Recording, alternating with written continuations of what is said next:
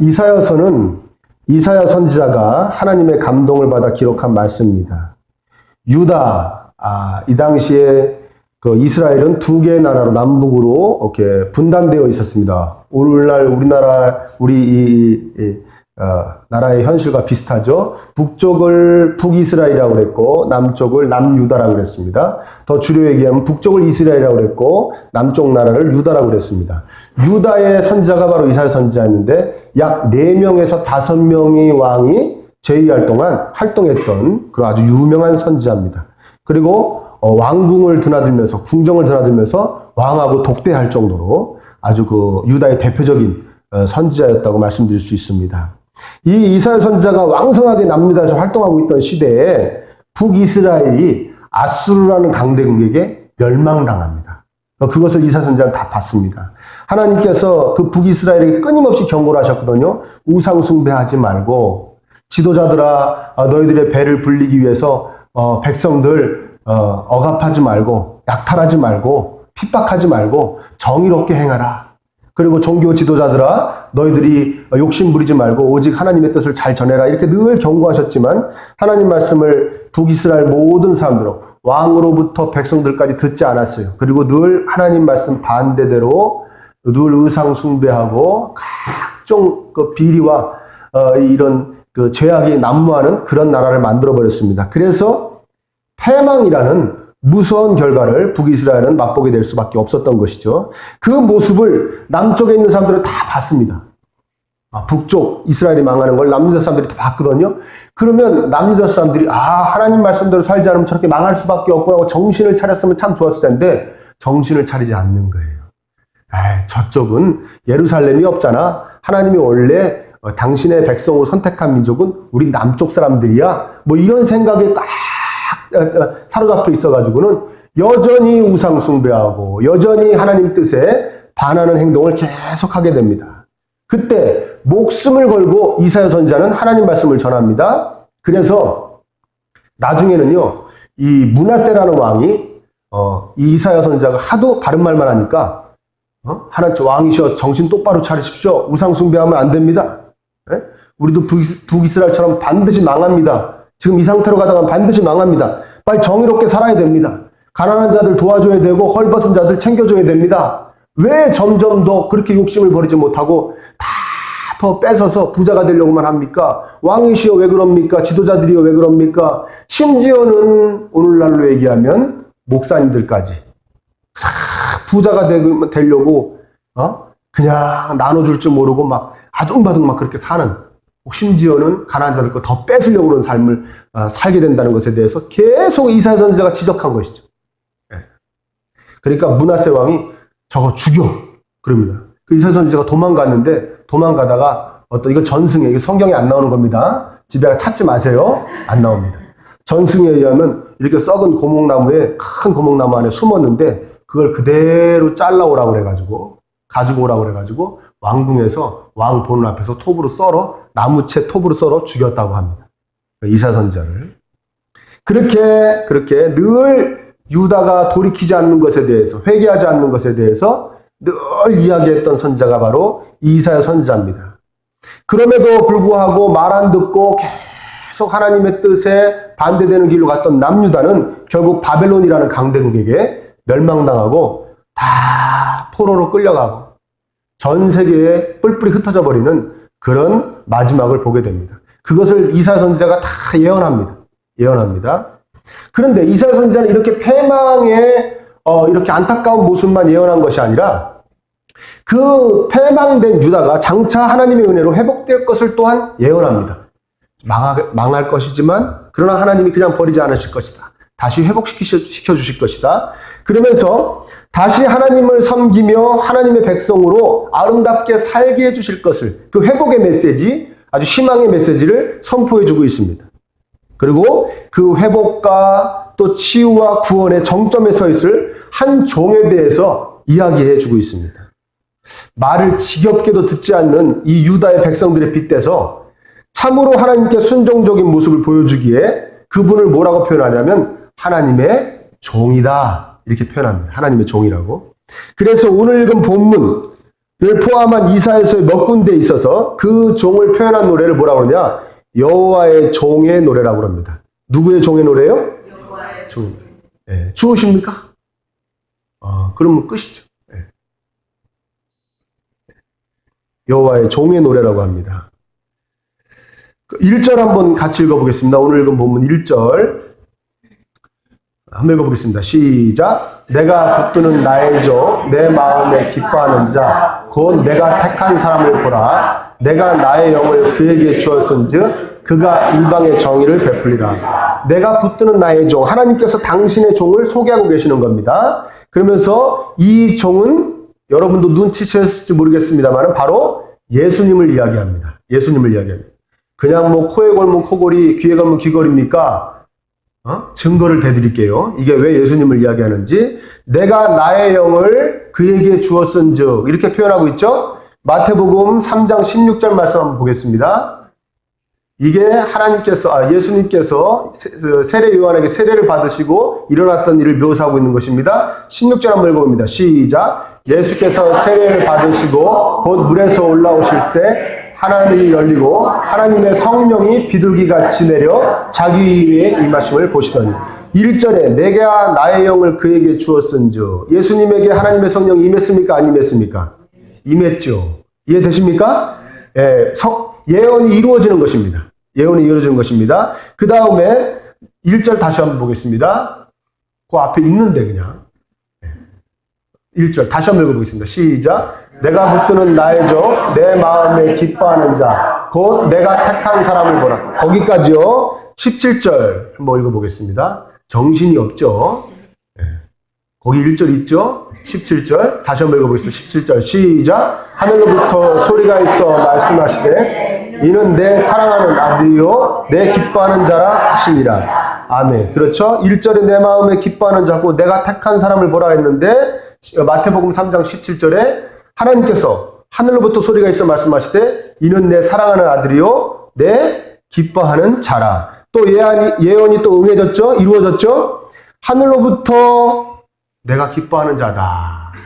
얘기해 주신 겁니다. 그러니까 예수님이 이 땅에 오시기 전에 600년 전에 벌써 이사야 선지자는 예수님을 예언하고 있는 것이죠. 예수님에 대해서 예수님이 하실 일에 대해서 이사야 선지자 또한 소개하고 있습니다. 예수님이 어떻게 일하심으로 구원의 역사를 이루어 가실 것인가. 우리에게 가르쳐주고 계시는 것입니다. 저는 오늘 예수님의 이 일하심의 방법에 대해서 그 예수님의 방식에 대해서 살펴보려고 합니다. 그리고 그 예수님의 방식이, 그 예수님이 일하시는 방식이 예수님 안에 있는 저희에게, 저와 여러분들에게는 어떤 의미로 다가오는지를 함께 나누어 보려고 합니다. 2절 한번 같이 읽어보겠습니다. 오늘 본문 2절 읽어보겠습니다. 시작. 그는 외치지 아니하며 그렇죠. 예수님께서 외치지 아니하고 목소리를 높이지 아니하고 그 소리가 거리에 들리게 하지 아니하신다는 거죠. 지금부터 2600여 년 전 사람들에게 납득이 가지 않는 표현입니다. 왜? 이때 무슨 라디오가 있습니까? 텔레비전 있습니까? 아니면 책도 되게 귀했던 시절이에요. 책도 제대로 된 책이 없었던 시절인데 신문도 당연히 없죠. 사람이 자기의 뜻을, 자기의 주장을 펴려면 방법은 딱 한 가지. 사람 많은 데서 소리 지르는 것밖에 없었습니다. 이해되십니까? 왕이 되었던, 지식인이 되었던, 선지자가 되었던 사람 많은 곳에서 내 얘기를 들어보거라 그러면서 소리를 지르는 수밖에 없었는데 예수님은 특이하게도 큰 소리를 내지 않으신다는 거예요. 엄청난 이 세상을 모두 구원해 주시는 그 역사를 이루시는 데도 불구하고 큰 소리를, 강력하게 큰 소리로 외치지도 목소리를 높이지도 않으신다는 겁니다. 예수님께서는 당시에 무슨 정치 지도자들이나 또 왕들처럼 선동가들처럼 화술로 아주 좋은 언변으로 사람들에게 헛된 소망이나 심어주고 거짓된 가르침이나 전파하지 않으신다는 것이죠. 그리고 자신을 과시하지도 않으실 것이라는 겁니다. 듣는 자들의 귀에 달콤한 소리로 홀리지도 않으신다는 것이죠. 왕처럼 강압적으로 막 겁을 주지도 않으신다는 겁니다. 그냥 조용하게 역사하실 것이라는 것이죠. 조용하게 우리에게 다가올 것이라는 겁니다. 그리고 우리의 심령에 조용히 속삭이듯 말씀하실 것이라는 것이죠. 뭐라고 말씀하십니까? 내가 너를 사랑한다. 아멘. 그런데 4절도 한번 읽어볼까요? 4절 한번 읽어봅니다. 시작. 그는 쇠하지 아니하며 낙담하지 아니하고 세상의 정의를 세우기에 이르리니 섬들이 그 교훈을 앙망하니. 예수님의 사역은 그렇게 강력하지도 화려하지도 않는데도 불구하고 반드시 이루어질 것이라는 겁니다. 그분은 쇠하지 아니하고 낙담하지도 않으시네요. 반드시 성공하신다는 겁니다. 그리고 그분은 이 세상의 정의, 이 정의라는 것은 무엇이냐? 하나님이 이 세상을 통치하시고 또 사람들은 사람답게 하나님을 우러러보며 하나님께 영광을 올리는 그 모습을 반드시 만들어내실 것이라는 것이에요. 그래서 섬들은 이 모든 세상의 민족들을 얘기하는 겁니다. 모든 민족이 그 교훈을 앙망한다는 것. 예수님을 받들고 예수님의 교훈을 따르기를 갈망한다 하게 된다는 것이죠. 예수님의 사역은 실패하지 않고 반드시 이루어진다는 그런 예언의 말씀입니다. 예수님은 여러분들에게 강력하게 화려하게 대단하게 역사하지 않는데도 불구하고 또 이 세상에 그렇게 역사하시지 않았는데도 불구하고 아주 조용하게 다가오셨음에도 불구하고 예수님의 사역은 엄청난 일을 만들어냈습니다. 세상을 바꿔냈죠. 그래서 예수님 오시기 전의 세상과 예수님 오시고 난 후의 세상으로 이 세상이 이렇게 나뉘어지는 것입니다. 이해되십니까? BC와 AD로 나누는 것이죠. BC, Before Christ. 영어 좀 됩니까? 네. 예수님 오시기 전. 그 다음에 아노 도미니. 예수님 후. 예수님이 해. 그래서 기원 전 기원으로 예수님을 중심으로 해서 딱 나누는 겁니다. 대단치 않게 역사하시지만 그 예수님의 그 손길을 통해서 예수님의 일하심을 통해서 세상은 이 변화를 가져온다는 것이에요. 아멘입니까? 요즘 세상 사람들은 여러분들을 변화시키려고 그럴 때 어떻게 하느냐? 세상은 여러분들에게 변화를 요구할 때 어떻게 하느냐? 환경을 바꿔주려고 합니다. 아멘? 그렇죠. 너 요새 힘이 없냐? 그래, 아버지가 옷 한 벌 사줄게. 이런 식으로 가는 거죠. 이해되세요? 너 요새 힘들어? 가게 하나 차려줄게. 생각만 해도 기분 좋죠? 너 빌딩 하나 사줄게. 너 취직시켜줄게. 너 어느 학교 입학시켜줄게. 이렇게 환경을 변화시켜주려고 그래요. 세상의 모든 세력들은 그렇게 합니다. 그런데 예수님은 그렇게 하지 않으십니다. 어떻게 오시냐? 우리 안에 오셔서 우리 속을 변화시켜주십니다. 아주 조용히, 아주 천천히 우리 속을 변화시켜주십니다. 그러면서 계속 끊임없이 말씀하십니다. 내가 너를 사랑한다. 근데 우리한테 대단하게 해주시는 것도 없는 것 같아요. 내가 갑자기 엄청난 부자가 되는 것도 아니고, 내가 갑자기 건강해지는 것도 아니고, 우리 애들이 속세게 된 애들이 갑자기 전교에서 1등을 하는 것도 아닙니다. 그런데 내 속에서부터 꿈틀꿈틀 기쁨이 넘쳐나고, 소망이 넘쳐나고, 아멘입니까? 그래서 행복에 젖어 살게 되는 것이죠. 밀려오는 것입니다. 그리고 마침내는 그 기쁨과 그 행복을 통해서 내 주변도 서서히 변화되게 되는 것이죠. 서서히 변화되게 되는 것이죠. 할렐루야. 아멘. 그렇죠. 화장실 갔다 와. 속이 안 좋아. 화장실 갔다 와. 괜찮아.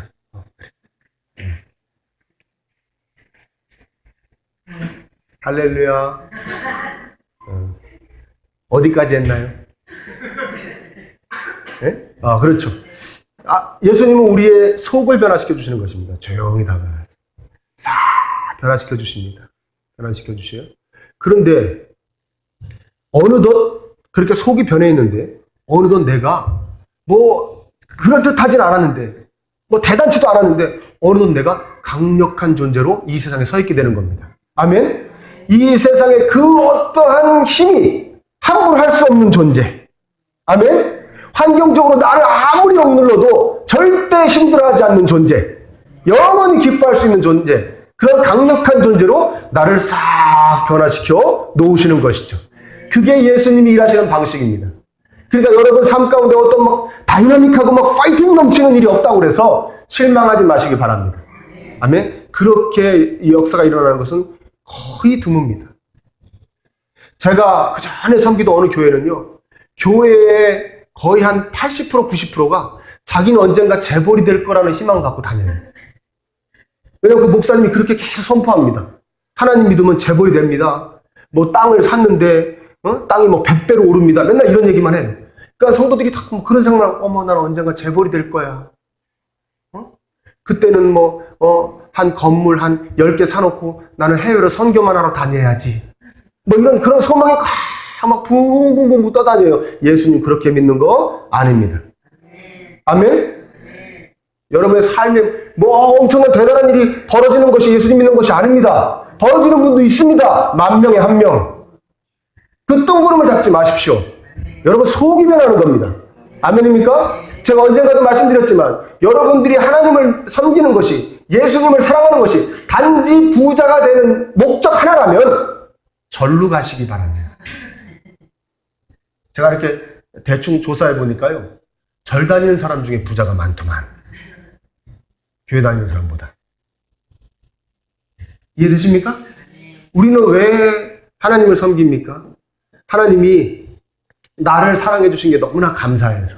아멘? 그리고 내가 예수님의 그 십자가의 은혜로 구원받아서 내가 사람답게 살게 됐기 때문에, 사람은 반드시 하나님을 사랑하며 살게 되어 있기 때문에, 그럴 때 또 가장 행복한 존재이기 때문에, 그래서 섬기는 것임을 믿으시기를 축원합니다. 부자가 되기 위해 섬기는 거 아니에요.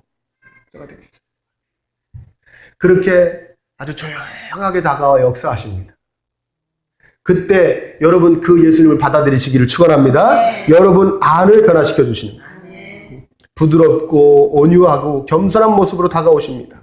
다가오셔서 우리도 이 세상에서 부드럽고 온유한 존재지만 강력한 존재로 만들어 주실 줄 믿습니다. 세상에 함부로 할 수 없는 존재. 그렇죠. 그리고 예수님은 늘 이 세상에 겸손한 모습으로 이 세상에 대하셨습니다. 이 세상을 대해 주셨습니다. 그렇죠. 예수님을 따라가는 우리들도 여러분 언제나 이 세상을 겸손한 모습으로 대해야 될 줄 믿습니다. 나를 드러내기 위해서, 내 주장을 펴기 위해서 있는 힘을 다 쓰는 것이 아닙니다. 우리가 힘이 이만큼 있다고 그래서도요, 그 힘을 다 쓰면 안 됩니다. 세상에.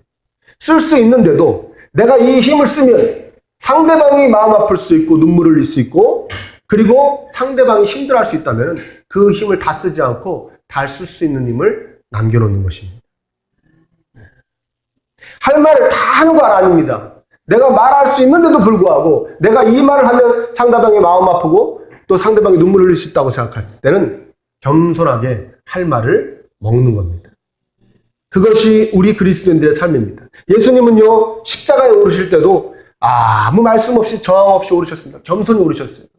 사실은요, 정말 하나님의 아들로서, 독생자로서 충분히 외칠 수 있는 권세가 있으셨고, 자기를 십자가에 못 박는 모든 로마 군인들을 그 자리에서 다 멸하실 수 있는 능력도 있으셨지만 사용하지 않으셨습니다. 그 모든 권리를, 그 모든 능력을 사용하지 않으시고 그냥 겸손하고 온유하게 십자가에 오르심으로 장신의 사역을 이루어내셨어요. 우리도 이 방식으로 세상을 대해야 됩니다. 겸손하게 온유하게.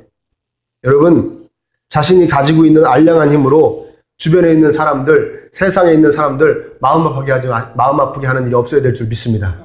아멘. 돈 좀 있다고 돈 없는 사람들 기죽이면 안 됩니다. 아멘. 이해되시죠? 돈이 있으면 돈 없는 사람 더 배려해야 되는 거예요. 저 좀 배려해 주세요. 아멘. 기죽이지 마시고. 이해되십니까? 예. 자기가 좀 높은 자리에 있다고 낮은 자리에 있는 사람들 가슴 아프게 하면 안 됩니다. 찍어 누르면 안 됩니다. 그건 예수님 믿는 사람들의 방식이 아닙니다. 왜? 예수님이 우리를 그렇게 대해 주셨기 때문에. 이 벌레만도 못한 이 존재를 예수님은 당신의 자녀로 삼아 주셨잖아요. 그냥 막 찍어 누르고 버려버릴 수도 있는데 그러지 않으셨잖아요. 자신이 가지고 있는 그 알량한 어떤 그 권력의 힘으로 힘없는 사람들을 아프게 하고 눈물 흘리게 하면 절대 안 됩니다. 예수님 그걸 우리에게 원하시지 않습니다. 사람을 그렇게 대하면 안 됩니다. 세상도 그렇게 대해서는 안 됩니다. 항상 온유하고 겸손하게 세상을 대할 수 있는 저와 여러분 되시길 예수님의 이름으로 축원합니다. 그런 것으로 다른 사람을 아프게 하고 자존심 상하게 하고 난처하게 하지 마시길 바랍니다. 예수님 그렇게 하지 않으셨습니다. 우리가 힘이 있으면 얼마나 있고 가졌으면 얼마나 갖고 높으면 얼마나 높고 강하면 얼마나 강하겠습니까? 그걸로 절대 다른 사람들을 아프게 해서는 안 될 줄 믿습니다. 하나님은 항상 우리를 그렇게 대해 주셨기 때문에 우리도 역시 그렇게 세상을 겸손한 모습으로 대하기를 원하신다는 것을 여러분들이 잊지 마시기를 축원합니다. 예수님의 일하는 방식은 3절에서 꽃을 피웁니다. 3절 한번 같이 읽어보겠습니다. 3절. 3절 시작.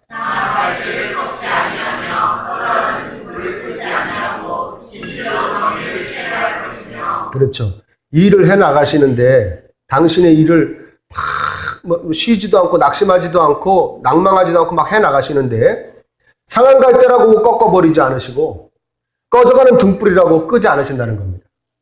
다 챙겨서 가신다는 것이죠. 상한 갈대도 챙겨가시고 꺼져가는 등불도 챙겨서 가신다는 거예요. 실제로 예수님이 이 세상에서 그 사역을 하시는 동안에요. 상한 갈대 같은 꺼져가는 등불 같은 사람들의 친구셨습니다. 창녀, 또 로마의 앞잡이라고 이렇게 손가락질 받던 세리, 세금 징수원들, 또 죄인, 문둥병 환자, 한센시병이라고 그러나요? 나병 환자들, 중풍병자들, 또 많은 장애인들, 상했다고, 꺼져간다고, 세상은 다 멸시하고 천대하고 업신여기고 버려버렸던 사람들을 예수님은 그 연약한 자들, 부족한 자들, 그 소외된 자들을 다 품에 안으시고 함께 가셨습니다. 그리고 늘 어루만져 주셨고 내가 너희를 사랑한다고 그러셨습니다.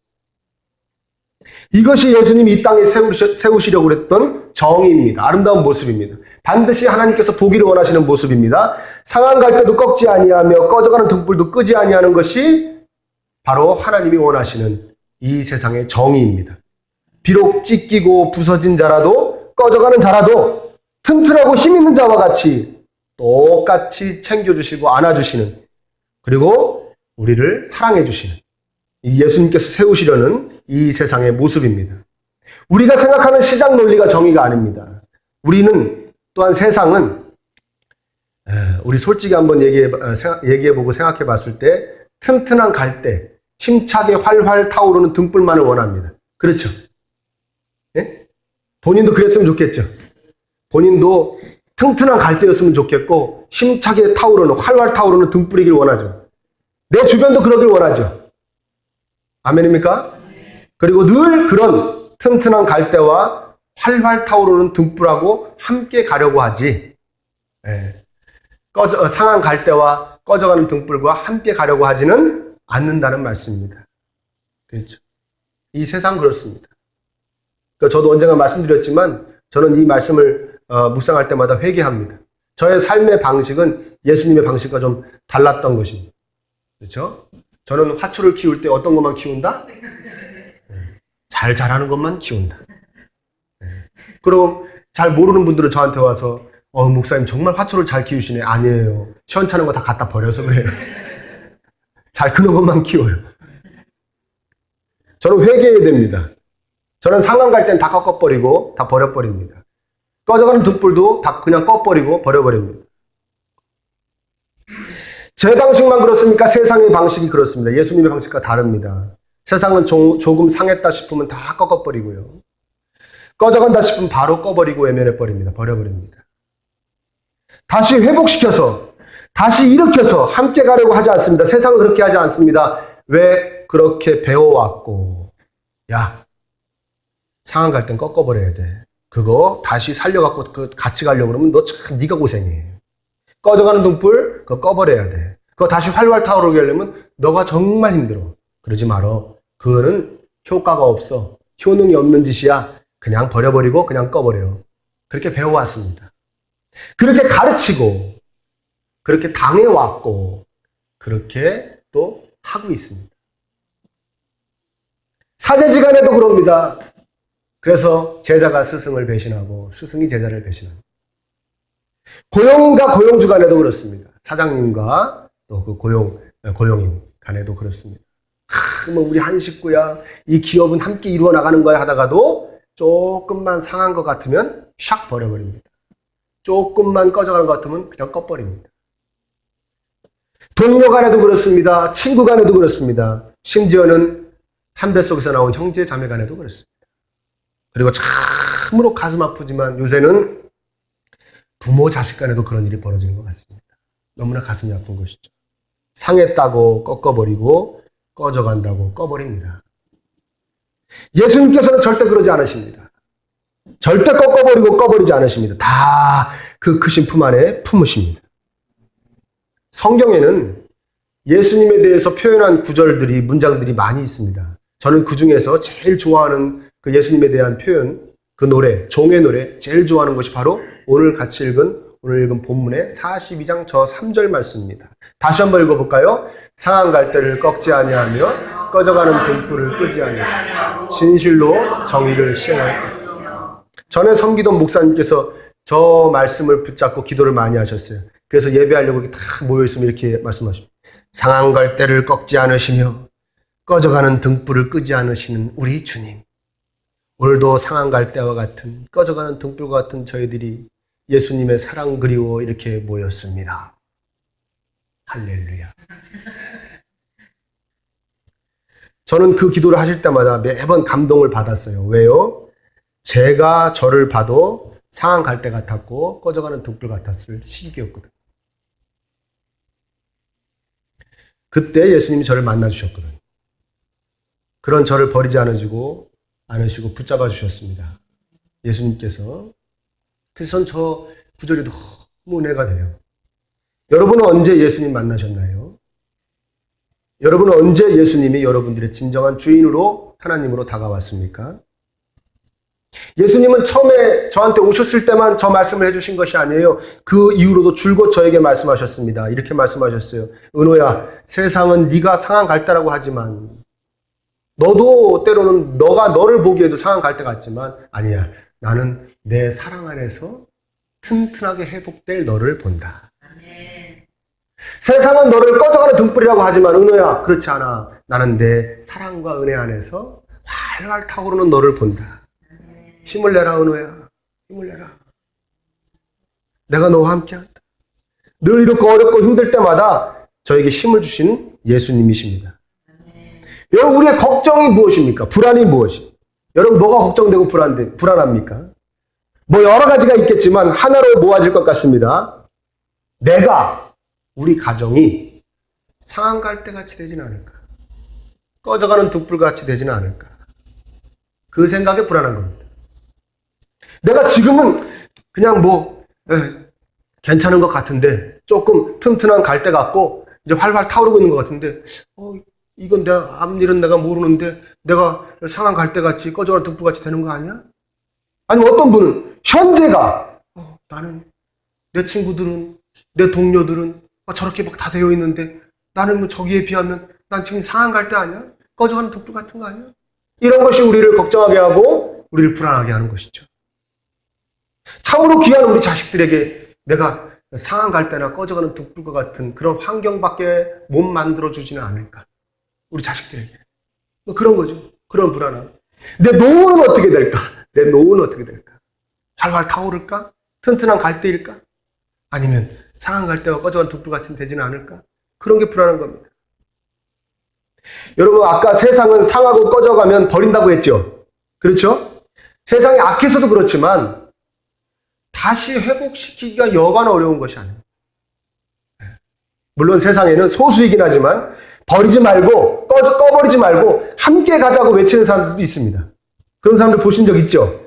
심지어는 예수님 안 믿는 사람들 중에서도 그렇게 얘기하는 사람들이 있습니다. 상한 갈대라고 꺾어버리면 어떡합니까? 꺼져가는 등불이라고 꺼버리면 어떡합니까? 함께 가야죠. 함께 가는 세상 아닙니까? 예수님 안 믿는 사람 중에도 그렇게 얘기하는 사람들 보신 적 있죠? 그런데 예수님 믿는 우리가 그렇게 외치지 않는다면 하나님 앞에서 죄일 줄 믿습니다. 우리는 더더욱 외쳐야죠. 그런 거 아닙니다. 상한 갈대라고 꺾어버리면 안 됩니다. 꺼져가는 등불이라고 꺼버리면 안 됩니다. 함께 가야 됩니다. 어떻게 해서든지 튼튼하게 하고 어떻게 해서든지 다시 살려서 함께 가야 됩니다. 우리 예수님 믿는 사람들은 그 사랑을, 그 은혜를 받은 사람들이기 때문에 우리도 그렇게 선포하고 그렇게 세상을 대해야 될 줄 믿습니다. 그렇죠. 이 마인드로 살아가야 됩니다. 그래야 배은망덕하지 않은 기독교인입니다. 그런데 그렇게 외치지만, 그렇게 해야 되지만 정말 우리가 깊게 생각해 봐야 될 것은 과연 우리가 할 수 있는 일이 있냐는 것이죠. 상한 갈대를 다시 건강하게 회복시킬 수 있냐는 거예요. 우리가 꺼져가는 등불을 우리가 다시 활발 타오르게 할 수 있냐는 것입니다. 어떻게 해줄 방법도 능력도 없는 거예요. 저는 어떨 때 가장 그걸 느끼냐면요. 우리 애들 심하게 아플 때. 심하게 아플 때. 여러분들이 고칠 수 있던가요? 네? 여러분들이 뭐 어떻게 할 수 있던가요? 그냥 누구나 해줄 수 있는 그 정도밖에 없습니다. 누구나 부모라면 해줄 수 있는 그 정도밖에 없지 근본적으로 이 아이를 고치고 회복시키고 치유할 수는 없더라고요. 너무나 안타까운 것이. 그때마다 저는 느낍니다. 하나님, 제가 할 수 있는 일이 없군요. 정말. 다 결론은 누가 지시는 것이다? 하나님이 지시는 것이다.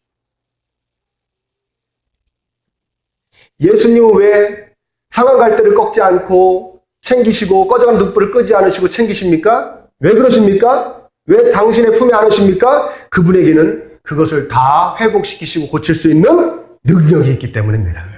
거기에 우리의 기쁨이 있는 줄 믿으시기를 축원합니다. 예수님은 하실 수 있는 것이죠. 예수님은 하실 수 있습니다. 여러분들의 상한 갈대와 같은 심령, 여러분들의 꺼져가는 등불 같은 여러분들의 삶, 그 모든 것을 우리는 어떻게 할 수 없는데 예수님은 회복시키실 수 있습니다. 예수님에게는 그 능력이 있으신 것입니다. 그리고 우리는 감사해야 될 줄 믿습니다. 부서지고 찢기고 꺼져가는 우리를 버리지 않으시고 십자가의 보혈로 품에 안아주신 그 은혜에 감사해야 될 줄 믿습니다. 그 능력이 많으신 하나님께서 내가 하나님이라면 벌써 꺼버리고 버려버렸을 텐데 그러지 않으시고 우리를 사랑하셔서 우리를 품어주신 것이죠. 그리고 우리는 늘 강구해야 될 줄 믿습니다. 나의 삶 가운데 상하고 꺼져가는 것을 하나님 고쳐주시고 회복시켜 주시옵소서. 이게 늘 강구해야 될 줄 믿습니다.